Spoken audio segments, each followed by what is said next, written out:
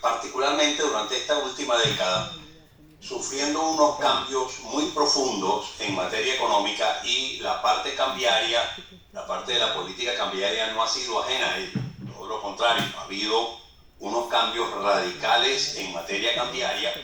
En el año 2018, después de 15 años de un control de cambio realmente devastador, que trajo unas consecuencias destructivas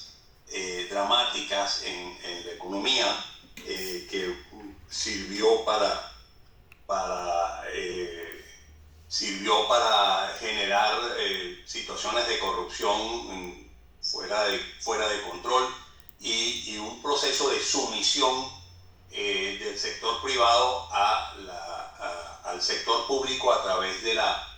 acceso a las escasas divisas que se podían obtener para realizar las importaciones y todos los pagos de origen externo del país. Eso cambió en una forma importante en el año 2018. No se desmanteló totalmente el control de cambio, pero sí hubo un proceso de liberalización del control de cambio. Sin embargo, a fines del año 2017, comenzó en Venezuela a materializarse un proceso de hiperinflación que ya venía armándose en los años anteriores, con una inflación galopante y una inflación creciente, pero que ya desembocó en un proceso hiperinflacionario a fines del año 2017 y que duró en 2018, 2019 y 2020, duró durante 3 años. Ese proceso hiperinflacionario, que inclusive en el año 2018 llegó oficialmente a estar en el orden de los 136.000% de aumento de los precios promedios del país, de acuerdo a las cifras del Banco Central. De acuerdo a las cifras no oficiales, esa hiperinflación fue aún más intensa que la reportada por el Banco Central, pero ya tomando las cifras oficiales del Banco Central, tendríamos un proceso hiperinflacionario descomunal, el mayor que se ha presentado en la historia de la región, y una de las más altas del mundo, con el agravante de que duró durante 3 años, no con la intensidad del año 2018, pero sí duró un proceso hiperinflacionario en un lapso muy extendido de 3 años. Ese proceso hiperinflacionario tuvo unas consecuencias muy contundentes, muy radicales sobre toda la economía. Fue un proceso hiperinflacionario que generó, vamos a cambiar a la primera lámina, un proceso hiperinflacionario que desencadenó una contracción, una caída de la capacidad de compra del ingreso de los venezolanos dramática. También generó o contribuyó a generar una caída del producto también dramático, que se sumó a las contracciones del Producto Interno Bruto que ya venía operándose desde el año 2014 y que acumuladamente entre el 2014 y 2021 significó una pérdida de 75% del producto. También esto implicó un aumento dramático de la pobreza, que llegó a superar el 90% y más de un 50% de la pobreza extrema en el país. Y todo esto estuvo estrechamente vinculado a ese proceso hiperinflacionario que vivimos. Sin embargo, ese proceso hiperinflacionario también tuvo unas consecuencias muy directas, muy contundentes sobre la realidad cambiaria del país. Porque, entre otras cosas, cuando se materializa un proceso hiperinflacionario como ese, vamos a la siguiente lámina, esos procesos hiperinflacionarios tienen unas consecuencias realmente contundentes, dramáticas, sobre la moneda y sobre la oferta monetaria. Para entender esto, vale la pena recordar las 3 funciones que cumple una moneda dentro de cualquier economía. Una moneda es unidad de cuenta, simplemente porque se utiliza esa unidad monetaria para darle o expresar el valor o los precios de todos los bienes y los servicios que se pueden adquirir o transar. Es un medio de pago porque se utiliza esa moneda para realizar las actividades de compra-venta de cualquier bien o servicio. Y a la vez la moneda tiene una condición o tiene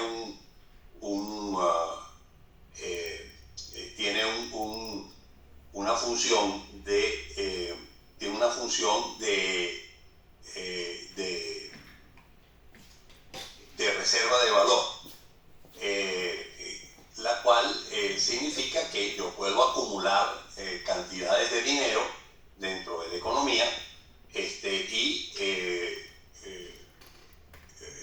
de esa forma, ahora me están viendo en pantalla. Sí. Pregunto. Lo estamos viendo. ¿Sí? Bueno, continúo. Tiene esa condición de reserva de valor porque se puede acumular o se puede ahorrar en esa moneda siempre y cuando la moneda mantenga el valor en el tiempo, mantenga su valor en el tiempo. Bueno, los procesos hiperinflacionarios lo que generan es atacar en una forma muy contundente esas tres funciones que cumple la moneda local. En primer término, elimina completamente su condición de reserva de valor. Nadie ahorra en bolívares simplemente porque saben que en cuestión de pocos días, en cuestión de pocas horas, el valor de ese ahorro desaparece por ese proceso hiperinflacionario, ese aumento desproporcionado de los precios que lleva a hacerle perder valor a esa cantidad que se ahorra y por lo tanto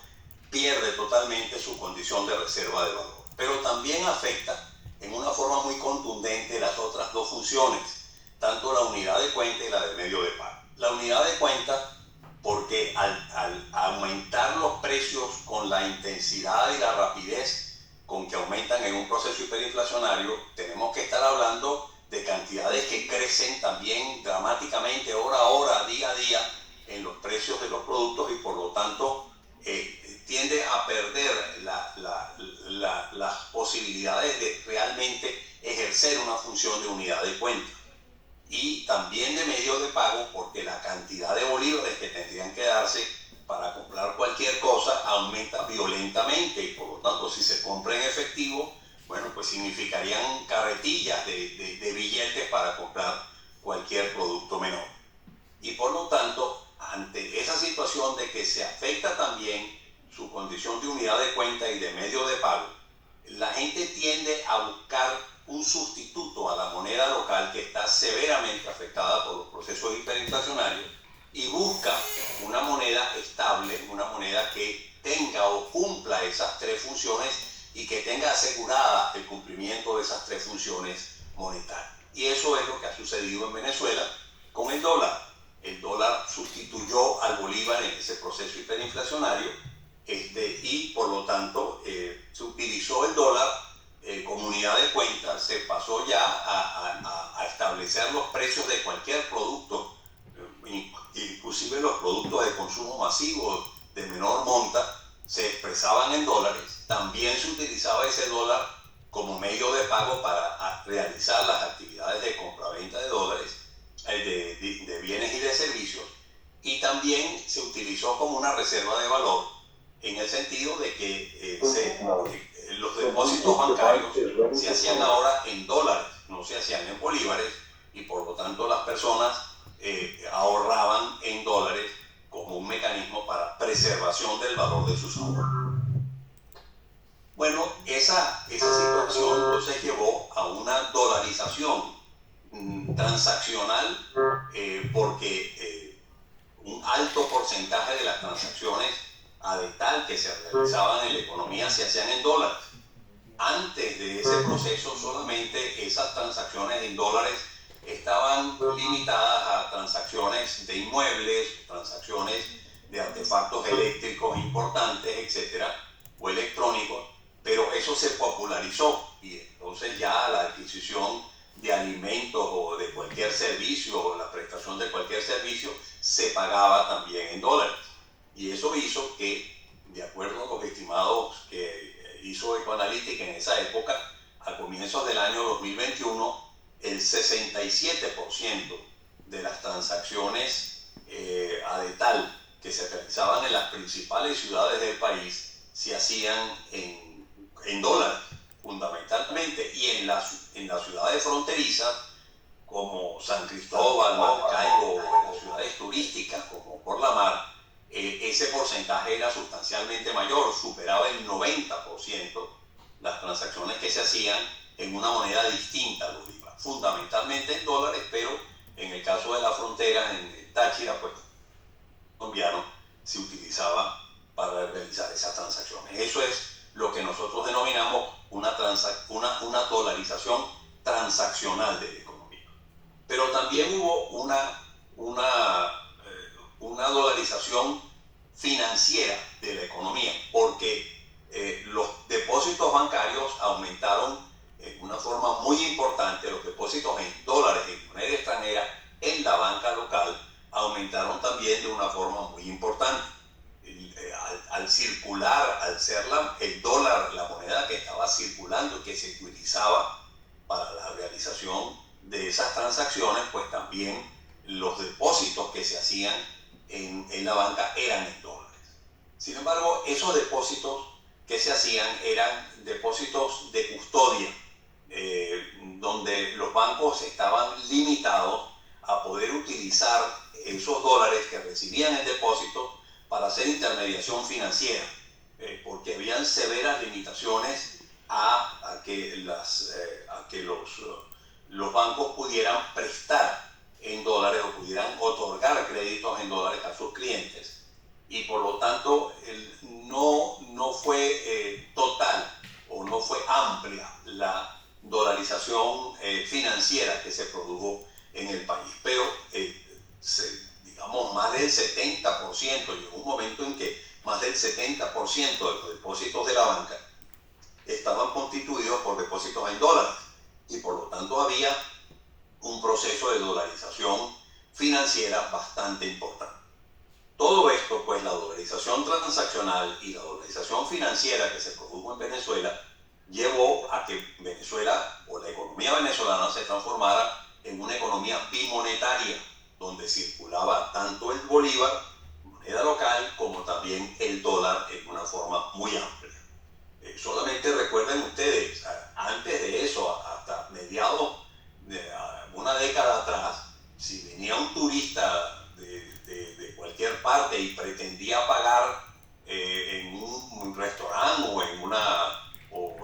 o comprar cualquier artículo pagándolo en dólares, le decían, no, mire, págueme en bolívares, porque aquí realmente lo que circulaba y lo que se utilizaba como moneda era el bolívar, no el dólar. Bueno, eso cambió en una forma importante y la economía se transformó definitivamente en una economía bimonetaria.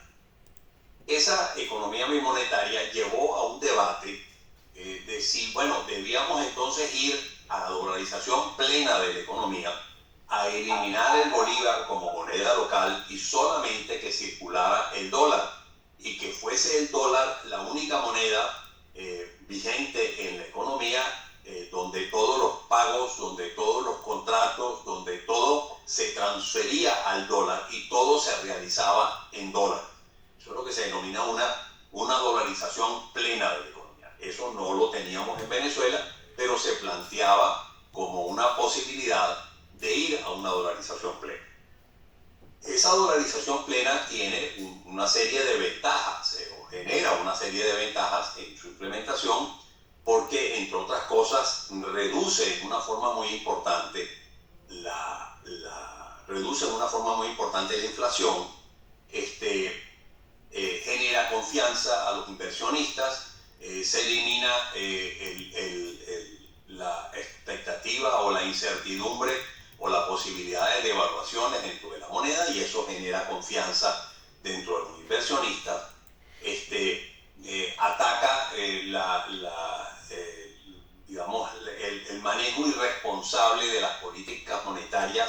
y de las políticas cambiarias. Quienes defienden la dolarización plena dicen, se acabó la devaluación, se acabaron los controles de cambio, se acabaron esas actividades irresponsables de los hacedores de política monetaria y cambiaria, y por lo tanto es lo que debemos hacer, que la cantidad de dinero que exista dentro de la economía no dependa de decisiones internas, sino que dependa de las decisiones de la Reserva Federal de los Estados Unidos o del sistema financiero local, el sistema financiero con alta presencia internacional, que sean las que generen los dólares y los que manejen la actividad financiera dentro del país. Esto, sin embargo, también trae una serie de problemas. También trae una serie de problemas que se potencian particularmente en una economía como esta, una economía tan dependiente de la exportación petrolera, una economía rentista, tan dependiente de la exportación petrolera, porque todos sabemos la volatilidad de los precios del petróleo, y así como suben los precios se desploman en otros momentos, y cuando los precios están altos y los ingresos de divisas son elevadas, bueno, pues no hay problema, todo el mundo está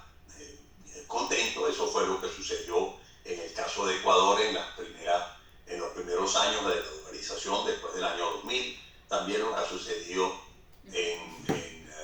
sucedido en Salvador, pero el problema viene cuando bajan los precios del petróleo, los ingresos en divisas se reducen, porque no puede haber entonces ningún tipo de medidas de política, o se reducen en una forma muy importante las medidas de política económica que puedan, digamos, manejar o paliar las consecuencias de esa caída de los ingresos petroleros. Después también la dolarización plena, al evitar completamente posibilidades de ejercer políticas cambiarias, eso puede afectar en una forma muy importante la competitividad de los sectores productivos transables de una economía, y por lo tanto dificultar la posibilidad de diversificar la economía, de hacer que Venezuela no solamente exporte petróleo, sino que en el futuro pueda exportar múltiples productos manufacturados que de pronto se pueden ver severamente afectados en su competitividad por esa situación de dolarización del. Otra de las consecuencias de esa dolarización plena es que la dolarización plena no es una camisa de fuerza, como sí lo es de la política monetaria y de la política cambiaria, pero no lo es de la política fiscal, porque lo que se ha visto en varios países que han dolarizado su economía en forma plena es que cuando vienen reducciones de los ingresos por caída de sus exportaciones, el gobierno puede seguir gastando, puede seguir incurriendo en situaciones de déficit. Y cuando ya se agotan las posibilidades de financiamiento en dólares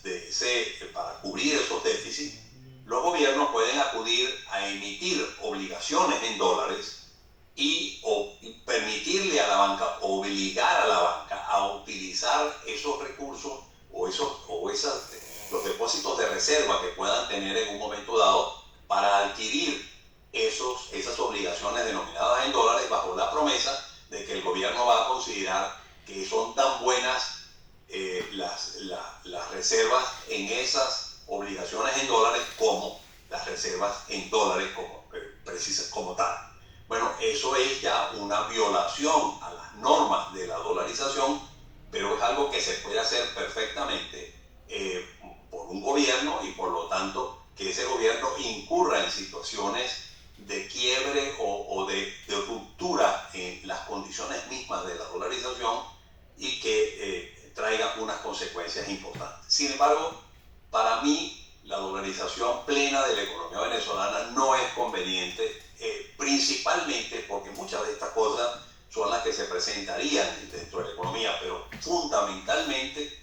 es porque esa dolarización plena atentaría con las posibilidades de diversificación de la actividad productiva de esta economía a futuro. Y si tiene que haber un objetivo central de la política económica a aplicarse en el futuro en Venezuela, es precisamente la diversificación de su economía, la reducción de la dependencia de la renta petrolera, la reducción del rentismo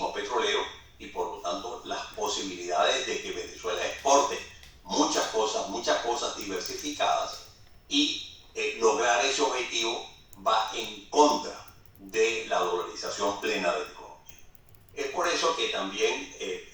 la otra opción es, no, mira, lo que hay es que ir a la desdolarización de la economía, reducir aquella dolarización transaccional y financiera en que caímos debido a los procesos hiperinflacionarios que sufrimos.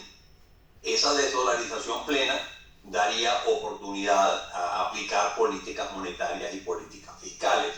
reduciría los riesgos de crisis financiera, porque seguiríamos contando con un banco central que funge como prestamista de última instancia y que por lo tanto puede darle auxilio financiero en un momento de iliquidez a cualquier banco y evitar que ese banco entre en situaciones de problemas por corrida que pueda tener en un momento dado. También esa desdolarización mejora la posibilidad de afrontar shock externos por las mayores posibilidades de aplicación de política económica que pueda tener dentro de una economía. También reduce los riesgos de repuntes inflacionarios dentro de una economía debido a una condición de alto pass-through. El pass-through es un concepto donde es qué tanto se transfiere la modificación del tipo de cambio, una depreciación de la moneda a los precios internos dentro de esa economía. Si ese pass-through, si ese proceso es muy rápido, muy automático y cualquier modificación del tipo de cambio se refleja sobre los precios, el estar en una condición de alta dolarización transaccional puede generar unas presiones inflacionarias indeseables y por lo tanto conviene ir a una desdolarización, a una reducción de la importancia del dólar en el manejo del acontecer económico de la economía. También la desdolarización puede reducir los riesgos en el sector financiero, porque si hay un proceso de dolarización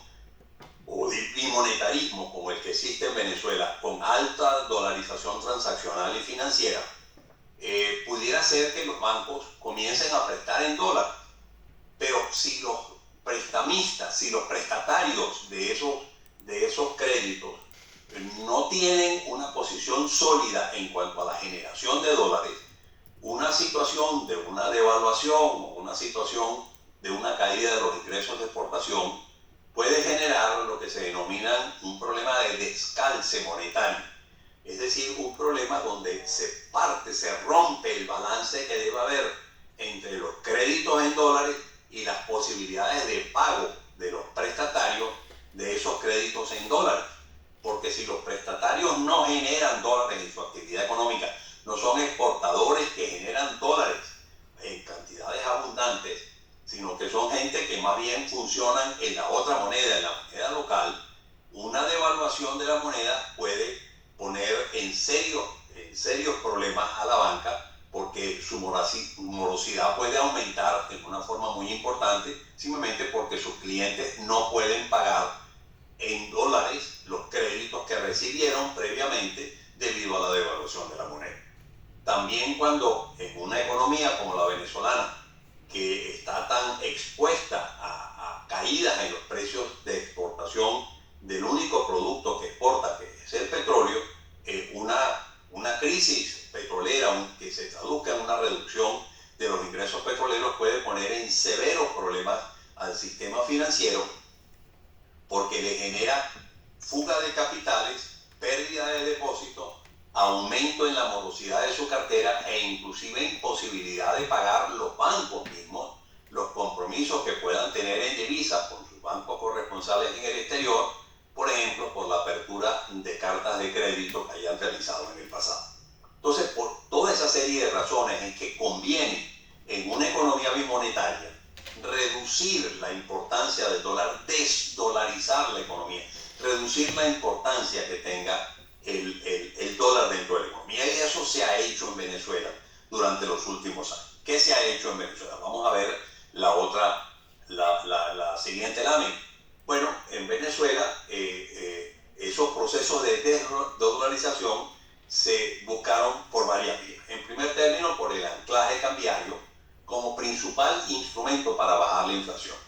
Así como la inflación, la hiperinflación fue la que generó el proceso de dolarización transaccional y financiera de una economía, la desdolarización de esa economía tiene que estar atada a un control, a una reducción importante de la inflación. Y una de las cosas que se hizo en Venezuela fue anclar el tipo de cambio, evitar que el tipo de cambio se modificara, mantenerlo lo más estable posible para evitar el encarecimiento de los productos que procedían del exterior, para evitar el encarecimiento de las importaciones y de esa forma controlar los procesos inflacionarios. También se restringió el crédito bancario, poniendo en principio un encaje requerido del 100% a la banca y después se redujo a 73%, pero todavía se mantienen unos encajes requeridos sumamente elevados con la finalidad de reducir las posibilidades de creación o de intermediación financiera de la banca, a través de la cual se otorguen créditos bancarios que signifiquen expansiones en la oferta monetaria y que haga que esos recursos monetarios se canalicen hacia el mercado cambiario para adquirir dólares. En tercer término, el Banco Central comenzó a venderle divisas a la banca para alimentar el mercado y que hubiese oferta de divisas y de esa forma reducir las presiones sobre el tipo de cambio. También ventas de dólares a la banca por Chevron. Chevron hasta el mes de mayo de este año estuvo produciendo y como funcionaba Chevron hasta el mes de mayo de este año era que ellos producían petróleo, la totalidad de ese petróleo la podían vender en los Estados Unidos porque se les abría ese mercado, pero ellos tenían que traer parte de los dólares que recibían producto de esa venta de petróleo venezolano en los Estados Unidos a Venezuela, porque aquí en Venezuela ellos tenían que pagarle al componente, digamos, de la empresa mixta que producía el petróleo, que eran Chevron y PDVSA, tenían que pagarle a PDVSA su cuota aparte, y además de eso tenían que pagar impuestos al fisco por las operaciones que estaban realizando en Venezuela. Entonces ellos tenían que traer divisas a la economía, al país, para obtener los bolívares que necesitaban para cumplir esas funciones. Eso implicó, por lo tanto, una oferta importante de dólares en la economía que llegó a más o menos a ser el 40% de la oferta de divisas, y eso contribuyó también a evitar el encarecimiento de la divisa en una forma importante durante varios meses en que estuvo activa ese proceso de venta de divisas por parte de Shell. También se creó un impuesto del 3% a las transacciones en dólares para desestimular a las personas a pagar en dólares y más bien estimularlas a pagar en bolívares. Eso también se pudo hacer porque Venezuela es uno de los países que ha avanzado más intensamente en el proceso de bancarización.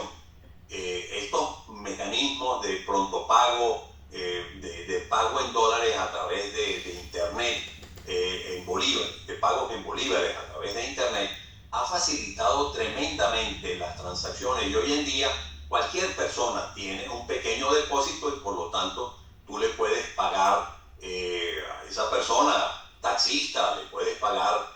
a una persona que te preste un servicio en el hogar, le puedes pagar en bolívares utilizando estos mecanismos debido a la alta bancarización que ha habido en el país recientemente.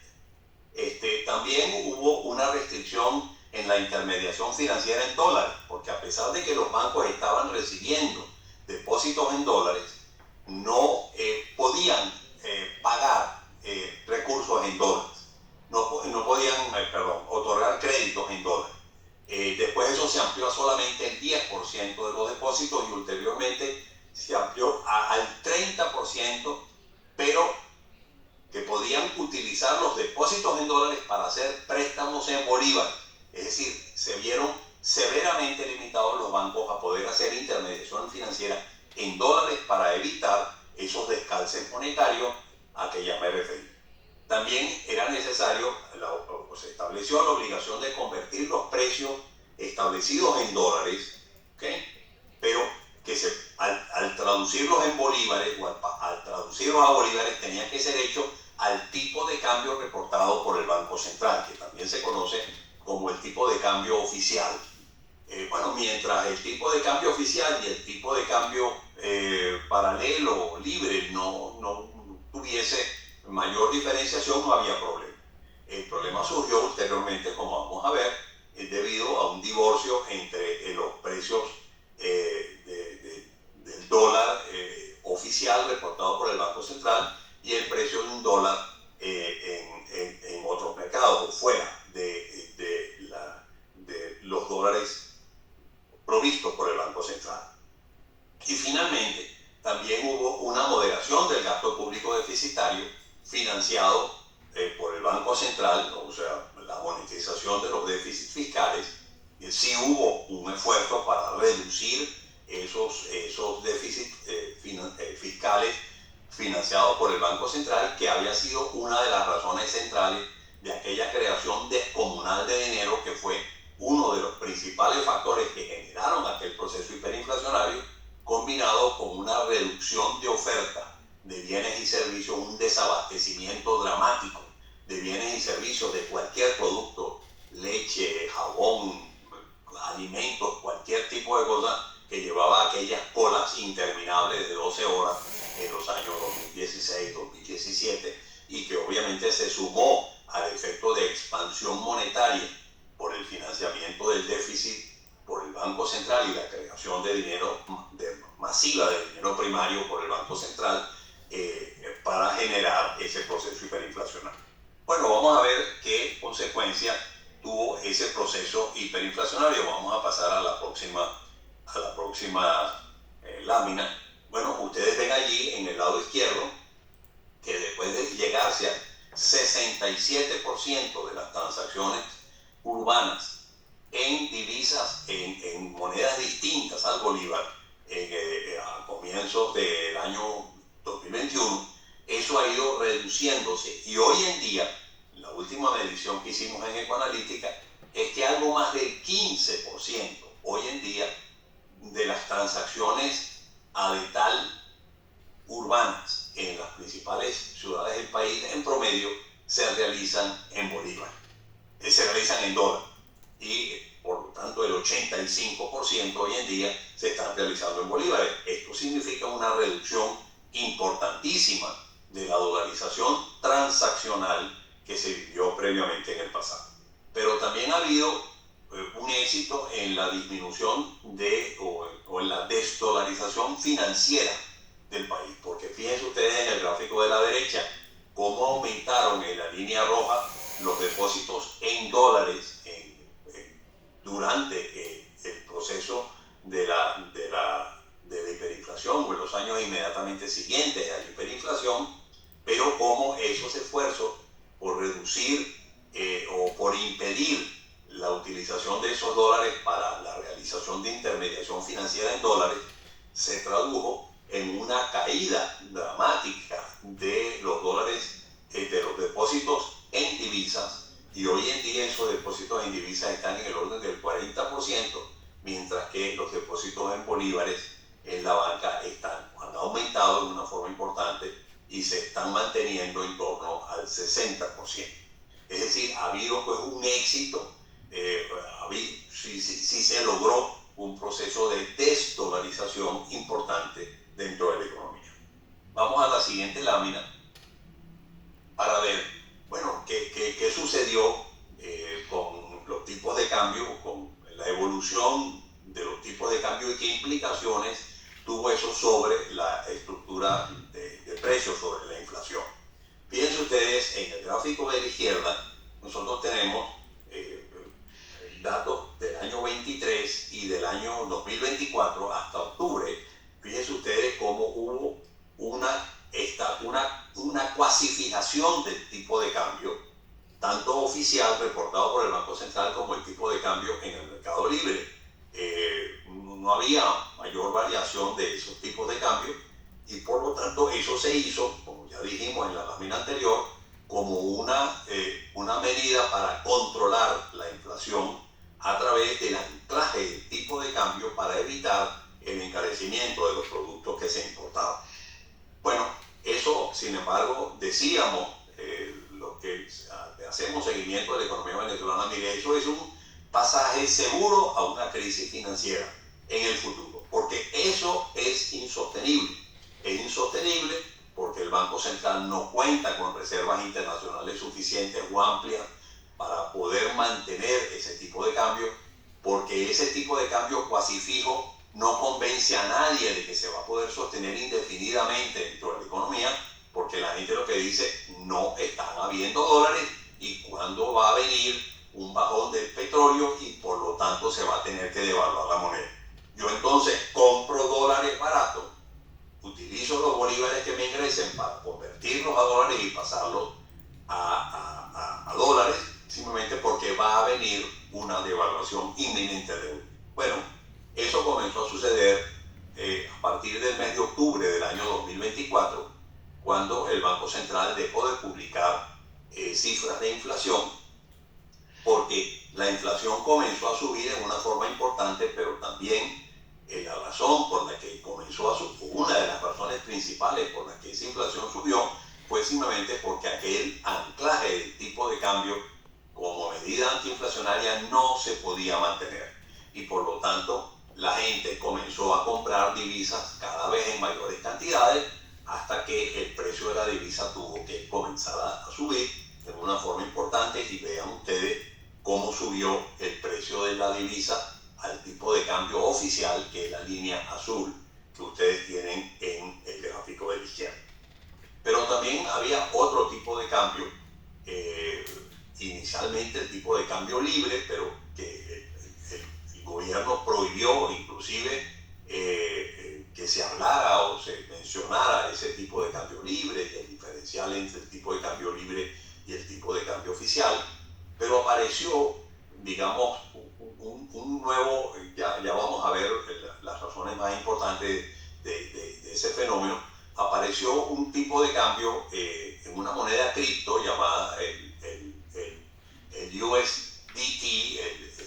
El USD es el dólar y el T es por Tether, que es un organismo que ofrece, digamos, en venta dólares cripto que están atados al dólar, que están atados de uno a uno con el dólar y que están respaldados por una cantidad de inversiones en dólares que le da respaldo a ese USDT. Y ese es el tipo de cambio que estamos viendo acá, que ustedes ven cómo ese precio del dólar del USDT ha aumentado más intensamente que lo que ha aumentado el tipo de cambio oficial en Venezuela. Pero ese proceso de depreciación sostenida del bolívar ha contribuido, no ha sido el único factor, pero uno de los factores más importantes que ha contribuido a incrementar el proceso inflacionario en Venezuela. Fíjense ustedes en el gráfico derecho cómo después de aquella relativa baja inflación en el año 23 y buena parte de los 3 primeros trimestres del año 24, la inflación ha venido en franco aumento, y ya el último estimado que hemos hecho en Ecoanalítica, porque no lo reporta el Banco Central, dejó de reportar cifras de inflación en octubre del año 2024, pero los estimados que hemos hecho nosotros en Ecoanalítica han llevado la inflación ya en septiembre a cerca del 30%, a 26%, la inflación intermensual. Entonces hemos tenido nuevamente un proceso de aumento de la presión inflacionaria y que va muy probablemente a durar hasta fin de este año, haciendo que este año cerremos con una inflación muy probablemente por encima del 400%. Es decir, aquella política antiinflacionaria a través del anclaje del tipo de cambio, pues llegó a su fin, no se pudo sostener, no se pudo mantener, porque el gobierno, el Banco Central no cuenta con los recursos suficientes para poderlo sostener, y por lo tanto eso se ha traducido en una depreciación muy importante de la moneda que ha encarecido los productos de origen externo y que ha contribuido a generar esa presión inflacionaria sustancialmente mayor. En el siguiente gráfico, ustedes ven allí lo siguiente, ven que las exportaciones de petróleo, sin embargo, después que tuvieron un bajón, una vez que volvió a salir, que se eliminó la licencia que se le daba a Chevron en el mes de mayo, bueno, fíjense ustedes cómo las exportaciones de petróleo más bien tendieron a bajar. Sin embargo, se volvió a renovar la licencia a Chevron, pero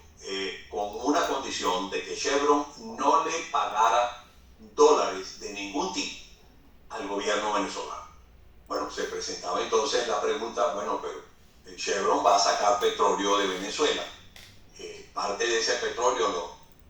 ese petróleo lo está produciendo la empresa mixta formada por Chevron y PDVSA, y por lo tanto a PDVSA le toca una parte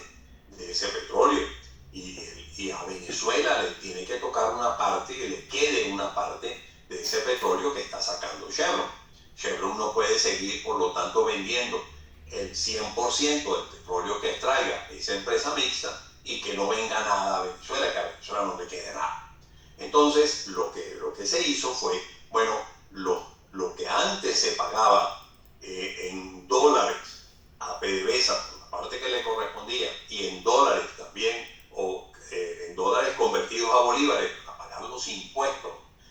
al fisco nacional, que obligaba a Chevron a traer dólares y venderlos en la banca local. Ahora esos pagos, digámoslo así, tanto a PDVSA como al fisco nacional se van a hacer a PDVSA, se van a hacer en petróleo. Y por lo tanto, bueno, que entonces se encargue PDVSA de comercializar ese petróleo para generar los ingresos respectivos. Eso es, bueno, los problemas que tiene PDVSA, porque hay sanciones que impiden que a cualquier país, primero sanciones de que nada de ese petróleo puede entrar a Venezuela, sino solamente la cuota parte que le corresponde a Chevron. Pero todo lo que le corresponde a PDVSA no puede ser exportado ya a los Estados Unidos, tiene que exportarlo a otros países, pero también otros países que le compren petróleo a Venezuela pueden ser sancionados en sus negocios dentro de los Estados Unidos. Inclusive el presidente Trump ha amenazado con poner unos impuestos altísimos a cualquier país que compre petróleo venezolano. Entonces todo eso lo que significa es que Venezuela tiene que hacer una serie de subterfugios de transbordos a bancos en alta mar, venderle eso a un intermediario que después le vendan el petróleo como si fuese de otro lugar a China, que es el destino final, pero el hecho es que el comprador final exige también que se le den unos descuentos importantes del petróleo venezolano. Y por lo tanto todo eso son limitaciones a las posibilidades de colocación de este petróleo en el exterior. Sin embargo, bueno, Venezuela está prácticamente vendiendo todo su petróleo a China con esos descuentos, pagando los fletes altos de transporte del petróleo hasta China y corriendo pues con todos estos obstáculos impuestos por las sanciones que incuestionablemente afectan a Venezuela porque limitan las posibilidades de obtención de divisas que puedan tener como producto de su exportación petrolera. Sin embargo, también se ha visto que parte de estas exportaciones de petróleo se están haciendo o se están pagando en esta divisa cripto, en USDTs, que está recibiendo el gobierno venezolano. Vamos a la siguiente lámina. Y ustedes pueden ver aquí que en la barra azul clara, en las tres últimas barras azul claras, son las ventas de divisas que está haciendo el Banco Central al sistema financiero, pero en USDTs, son las barras barras azul clara. Las barras azules oscuras son en dólares o en divisas, en dólares, y en rojo son en euros. Bueno, ustedes pueden ver aquí que después de un bajón importante en la venta de divisas, la provisión de divisas al mercado por parte del Banco Central en los primeros meses del año 2025, en los últimos meses de 2024 y primeros meses de 2025, esa venta de divisas ha ido un poco en aumento, pero ahora se introduce el fenómeno de que parte de esas divisas que son provistas por el Banco Central son en USDTs, en criptomonedas que pueden ser adquiridas y que el propio gobierno, el propio Banco Central es el que está comercializando en USDT. Por lo tanto, hace bastante conflictivo el que se le pueda prohibir a los agentes económicos que puedan adquirir USDT cuando es el propio gobierno el que está ofertando USDT, porque esa es la moneda que está recibiendo como parte de sus exportaciones de petróleo. Vamos a la próxima lámina. Pero fíjense ustedes que el hecho es que, digamos, el porcentaje de demanda de divisas que se satisface con las divisas ofrecidas por el Banco Central a la banca ha venido en franco disminución. En los meses donde la venta de divisas del Banco Central a la banca ha sido muy alta, bueno, pues también ha sido muy alto el porcentaje de las divisas, de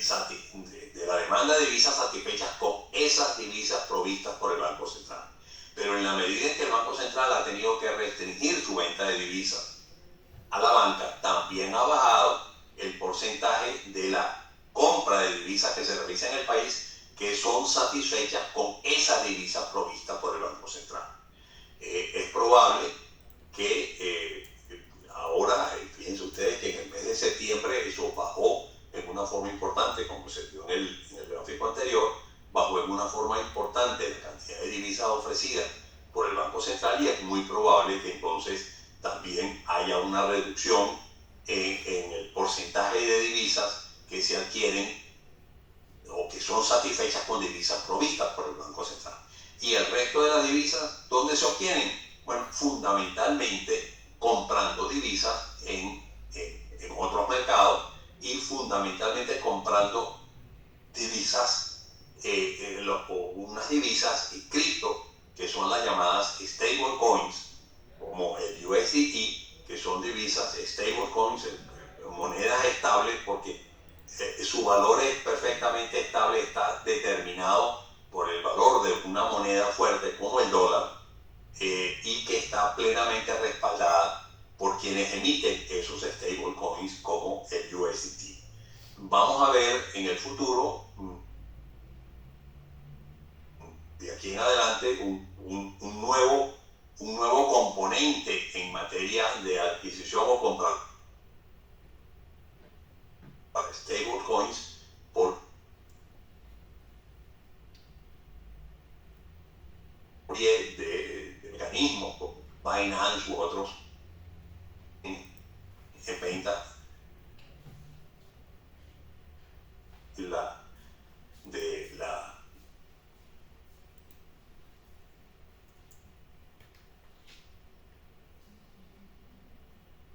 se pueden adquirir estas monedas y se van a poder seguir adquiriendo estas monedas. Pero el asunto está en ver cómo